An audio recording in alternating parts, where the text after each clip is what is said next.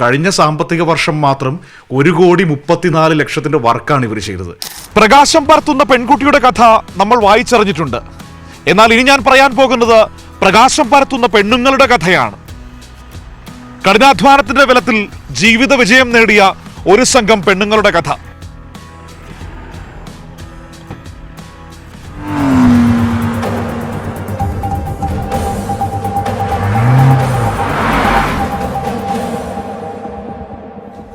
ഇരുളിൽ നിന്ന് വെളിച്ചം പരക്കുകയാണ്. ആ വെളിച്ചം പരക്കുമ്പോൾ ജീവിതം കൂടുതൽ സുന്ദരമാകുന്നു. പ്രകാശം പരത്തുന്ന ആ പെണ്ണുങ്ങളെ തേടിയുള്ള യാത്ര അവസാനിച്ചത് പിലിക്കോട് പഞ്ചായത്തിലാണ്. അസാധാരണമായ ജീവിത വിജയത്തിന്റെ കഥ പറയുന്ന ഒരു സംഘം ചേച്ചിമാർ എന്നോടൊപ്പം ചേരുകയാണ് ഈ പിലിക്കോട് പഞ്ചായത്തിൽ.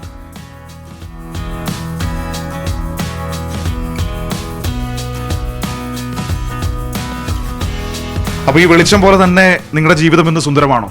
സുന്ദരമാണ്. എങ്ങനെയാണ് ഇത്തരത്തിലൊരു ആശയത്തിലേക്ക് വന്നത്? കുടുംബശ്രീ ജില്ലാ മിഷന്റെ നേതൃത്വത്തിൽ ചെറുവത്തൂർ പഞ്ചായത്തിന്റെ CDS-ലാണ് LED ബൾബ് നിർമ്മാണവും തെരുവിളക്ക് പരിപാലനവും എന്ന ട്രെയിനിങ് ഉണ്ടായത്.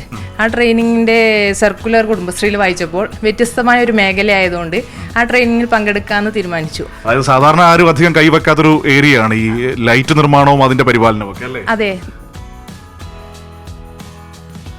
ട്രെയിനിങ്ങിന് വന്നിട്ട് ഓരോ ദിവസവും ട്രെയിനിങ് പരിശീലനത്തിന് വരുമ്പോൾ ഈ ഒരു മേഖലയിൽ നമുക്ക് എന്തുകൊണ്ട് ഒരു സംരംഭം തുടങ്ങിക്കൂടാ, ആ സംരംഭം നല്ല രീതിയിൽ വിജയിപ്പിക്കുക എന്ന ഒരു ലക്ഷ്യം ആ ട്രെയിനിങ്. കുടുംബശ്രീ വഴി പിന്നെ നിങ്ങളുടെ പ്രോജക്റ്റ് വെക്കുകയായിരുന്നു?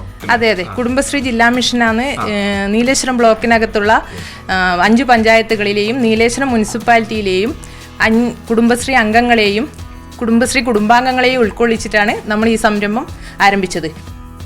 അതായത് ചെറിയ കഥയല്ല. അതായത് ഇന്ന് നിങ്ങൾ മലബാറിലൂടെ സഞ്ചരിക്കുകയാണെങ്കിൽ ഈ വഴിയോരങ്ങളിൽ കാണുന്ന തെരുവ് വിളക്കുകളിൽ പലതിലും ഇവരുടെ കയ്യൊപ്പ് പതിഞ്ഞിട്ടുണ്ട് എന്നതാണ് ഏറ്റവും പ്രധാനപ്പെട്ട കാര്യം. എങ്ങനെയുണ്ട്? നല്ല വരുമാനമൊക്കെ കിട്ടി തുടങ്ങിയോ? നല്ല വരുമാനമാണ്. കാരണം ജീവിതത്തിന്റെ സാമ്പത്തിക ഭദ്രത ഒരു ലെവലിൽ കൊണ്ടുപോകാൻ ഇപ്പൊ ഏകദേശം എല്ലാവർക്കും പറ്റുന്നുണ്ട് ഇവിടെ. അപ്പൊ ഇങ്ങനെ ഒരു ലെവലിലേക്ക് കൊണ്ടുപോകാൻ എന്നൊക്കെ പറയുമ്പോൾ ആളുകൾ ആലോചിക്കും ഇതൊക്കെ എത്ര വരുമാനം ഉണ്ടാകും.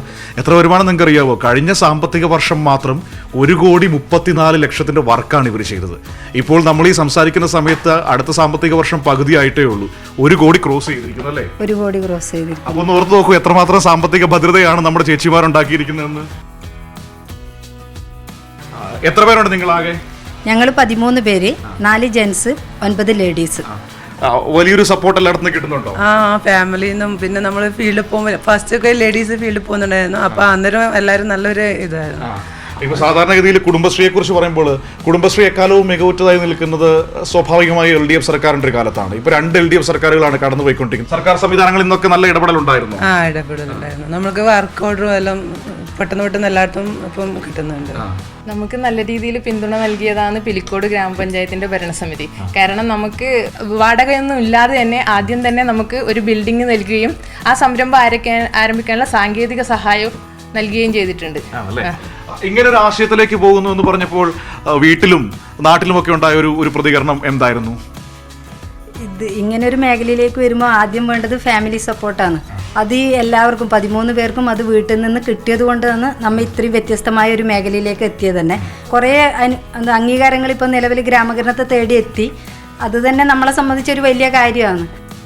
വലിയ കമ്പനികളെല്ലാം ആദ്യം തെരുവിളക്ക് മേഖലയിൽ ഉണ്ടായിരുന്നത്.